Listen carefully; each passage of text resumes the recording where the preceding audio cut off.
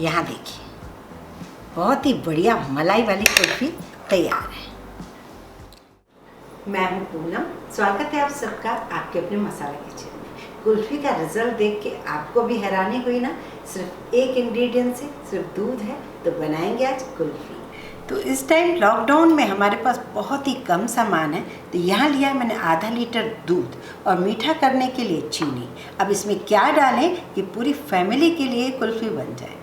यहाँ देखिए, मैंने भारी पैने वाला एक बर्तन लिया है, कढ़ाई भी हो सकती है, पतीला भी। उसमें 1 चम्मच हम घी डालेंगे, छोटा सा 1 चम्मच है, ज़्यादा नहीं। यहाँ ले रही हूँ मैं गेहूं का आटा, 2 चम्मच चाहिए या तो गेहूं का आटा।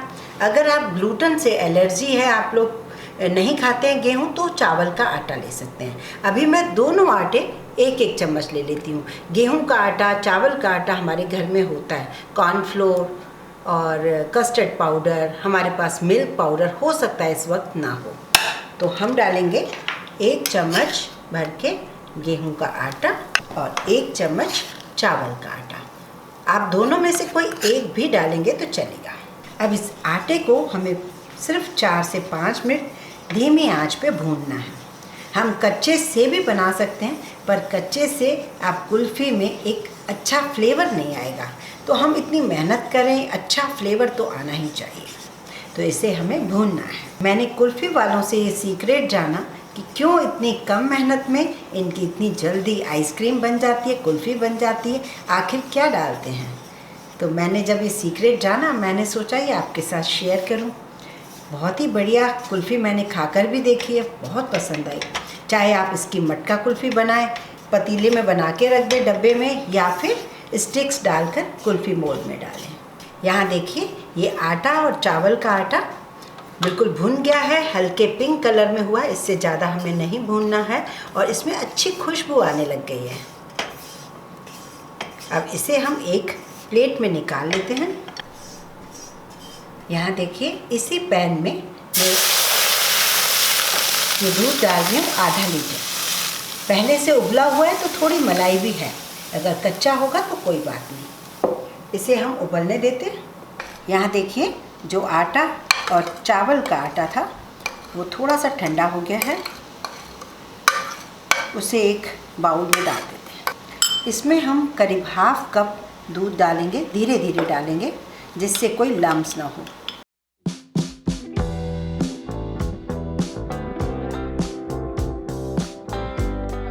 यहाँ देखिए, दूध और आटे को हमने इस तरीके से मिक्स कर दिया, कोई लम्स नहीं है। अब यहाँ देखते हैं दूध में उबाला आ गया है। अच्छा, इसे और ज़्यादा नहीं उबालना है। अब ये जो हमने मिश्रण बना के रखा है, इसे आप छन्नी में छान लीजिए। छन्नी में छानना बहुत ज़रूरी है, क्योंकि बाय चांस छोटे छोटे लम्स होते हैं जो हमें समझ नहीं आते, फिर बाद में आपको परेशानी आएगी। इसे हम अच्छे से छान लेते हैं। अब हम इसे हटा देते हैं और इसे कंटिन्यूसली चलाएंगे। अब इस वक्त हमें दूध को नहीं छोड़ना, क्योंकि वो नीचे लग जाएगा। बहुत ही बढ़िया बनेगी, कोई आटे की, चावल के आटे की कोई टेस्ट ही नहीं आएगा। आप खुद यकीन नहीं करेंगे कि कैसे बन गई इतनी अच्छी कुल्फ़ी। जब मैंने भी सुना था, मुझे भी बहुत अजीब सा लगा था कि कुल्फ़ी में आटा तो बड़ा अजीब सा लग रहा था, पर इस तरीके से भून के डालते हैं ना, बहुत ही अच्छी खुशबू भी आती है और पता ही नहीं चलता। अगर आपके पास कस्टर्ड पाउडर हो, केसर हो, वो भी आप डाल सकते हैं, पर आज मैं कुछ नहीं डाल रही हूँ। ये देखिए, वापस उबाला आना शुरू हुआ है। इस वक्त मैं 6 टेबल स्पून के आसपास डाल रही हूँ चीनी। आप अपने टेस्ट के अकॉर्डिंग डाल सकते हैं चीनी को। थोड़ा आटा डलता है, इसलिए थोड़ी चीनी की क्वांटिटी अच्छी रखेंगे, तभी अच्छी लगेगी। अब यहीं पे इसे और चलाना है। थोड़ा डालेंगे हम इलायची पाउडर। ये देखिए, देखते ही देखते काफ़ी अच्छा गाढ़ा दूध हो गया, काफ़ी अच्छे से उबल रहा है। करीब कुल मिला के हम 4 से 5 मिनट दूध को और उबालेंगे और गैस बंद कर देंगे। पुराने ज़माने में जब कुछ चीज़ नहीं होती थी, तो घर में नानी दादी लोग इसी की खीर बनाते थे। बस इसी में कुछ ड्राई फ्रूट डाल देते थे और खीर बन जाती थी। अब हम गैस बंद कर देते हैं और इसे काफ़ी अच्छे से ठंडा कर देंगे। जब ठंडा करेंगे तब मैं बताऊंगी हमें क्या करना है। यहाँ देखिए दूध बिल्कुल ठंडा हो चुका है। अब इसे ग्राइंड करेंगे। यहाँ देखिए 2 से 3 मिनट तक कंटिन्यूसली मैंने इसे मिक्सी में ग्राइंड किया। इसके जो एयर बबल्स आ गए हैं, ये देखिए कितनी ज़्यादा क्रीमी लग रही है। ऐसे लग भी रहा है कि हमने आटे से ये कुल्फ़ी बनाई है। ये देखिए कितनी झाग वाली, ऐसे लग रहा है पता नहीं कितनी क्रीम डाली हुई है, जबकि हमने क्रीम तो क्या मिल्क पाउडर तक यूज़ नहीं किया। अब हमें एक चीज़ और करनी है। आपका मन करे तो इसे एक बाउल में निकाल लीजिए, नहीं तो जैसे मेरी मिक्सी में फ्रिज में जगह है तो इस मिक्सी को ही मैं फ्रीज़र में रख देती हूँ करीब 1 से 1.5 घंटा। ये बहुत ज़्यादा चिल्ड हो जाए, जब जमना इसमें शुरू हो जाए तब हम एक बार मिक्सी में फिर से चलाएँगे, फिर हम मोल्ड में डालेंगे। यहाँ देखिए फ्रीजर से मैंने निकाल ली है। ये जमने वाला इसकी कंसिस्टेंसी हो गई है, काफ़ी चिल्ड हो गई है। अब ऐसे में हम इसको एक बार और ग्राइंड करेंगे, तो जो इसका रिज़ल्ट देखेंगे ना बहुत ही बढ़िया। काम तो आपका एक बार ग्राइंड करने से भी हो जाएगा, पर अगर 2 बार ग्राइंड करेंगे तो बहुत अच्छा रिज़ल्ट मिलेगा। एक चीज़ और बोलूँगी, यहाँ पर मैंने कुछ ड्राई फ्रूट्स को थोड़ा रोस्ट करके रखा है। अगर आपके बच्चे या घर में ऐसे बीच में नट्स आए मुंह में तो आप बाद में डालिए ग्राइंड करके। अगर आप चाहते हो कि टेस्ट आए और लेकिन मुंह में ना आए तो आप इस वक्त ग्राइंड करते हुए डाल दीजिए। मैं अभी नहीं डाल रही हूँ, मैं बाद में डालूँगी। तो ये आपकी चॉइस है, नहीं भी डालेंगे तभी भी कुल्फ़ी आपकी परफेक्ट बनेगी। ये सिर्फ मैं आपके स्वाद के लिए बोल रही हूँ। अब इसे ग्राइंड कर लेते हैं। ये देखिए बहुत ही बढ़िया क्रीमी अब ये कुल्फ़ी तैयार हुई है। यहाँ देखिए मेरे पास इस टाइप के भी मोल्ड हैं, मटकियाँ भी हैं, इस टाइप के भी हैं। आपके पास कोई मोल्ड नहीं हो, एक डब्बे में डालकर जमा दीजिए। आपके पास छोटे स्टील के ग्लास हों, कटोरियाँ हों, या फिर कुछ ऐसा हो जैसे हम पेपर कप्स लेते हैं, पेपर कप्स में भी जमा सकते हैं। ये ग्लास थोड़े से ऐसे हो जाते हैं मोल्ड, तो मैं ऐसे छोटे छोटे गिलासों में डाल रही हूँ, जिससे क्या होगा ये कम से कम फ्रीजर में कुल्फ़ी गिरेगी नहीं।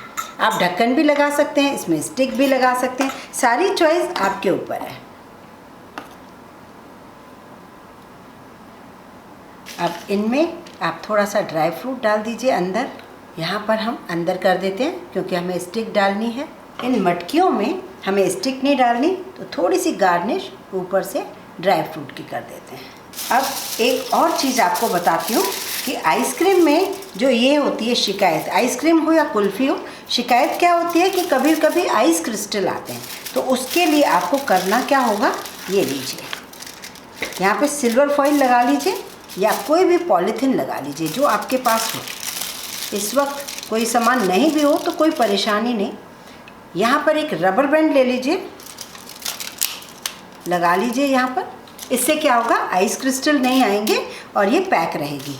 एक चीज़ और, रबर बैंड भी कभी नहीं हो तो आप क्या करिए, धागे से बांध दीजिए। अगर ऐसा आप थोड़ा सा प्रिकॉशन लेंगे तो आइसक्रीम में कभी भी क्रिस्टल नहीं आएंगे। मैंने व्रत में कैसे बनाते हैं, व्रत में सिर्फ दूध से बनाते हैं कुल्फ़ी, वो भी मैंने वीडियो डाल रखा है। कुछ ब्रेड क्रम्स या प्रीमिक्स बनाकर हम कैसे बनाते हैं वो भी मैंने वीडियो डाला है, और ब्रेड से कुल्फ़ी कैसे बनाते हैं वो भी मैंने डाला है। बहुत सारे वीडियो मैंने बनाए हैं, आप ज़रूर देखिए, आपको बहुत पसंद आएंगे। अभी हाल ही में चॉकलेट से प्रीमिक्स बनाया था मैंने पार्ले जी से, जिससे हम चॉकलेट आइसक्रीम बना सकें बच्चों के लिए।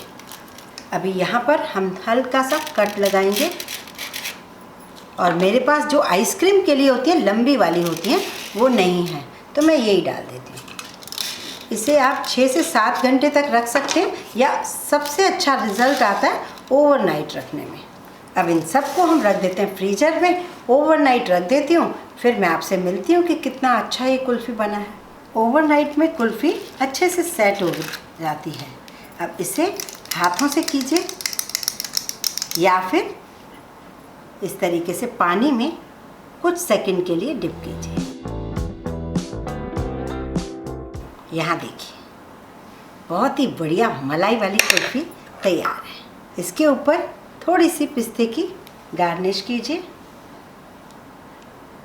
देखिए, आप कोई यकीन भी नहीं करेगा कि आपने आधे लीटर दूध से पूरी फैमिली के लिए आइसक्रीम जमा दी है। इसे खाएंगे तो आप खुद बताएंगे कि कितनी अच्छी आइसक्रीम बनी है, सुपर सॉफ्ट। इसी तरीके से मैं दिखाती हूँ, और भी सारी आइसक्रीम जमकर तैयार हुई है। हर बार आपको कुछ सेकंड के लिए इसे पानी में रखना है। ये देखिए, बहुत ही बढ़िया। इसी तरीके से मटकी का भी मैं दिखा देती हूँ, बहुत ही बढ़िया रिजल्ट है। ये देखिए, इसे हमें यूं ही खाना है तो इसको कुछ थोड़ी देर के लिए, करीब 10 मिनट के लिए बाहर रखिए और फिर आप इसे चम्मच से खाइए। तो लीजिए, आइसक्रीम बनकर तैयार हुई है। कैसी लगी आप ज़रूर बताइए। पसंद आए तो लाइक शेयर सब्सक्राइब ज़रूर कीजिए।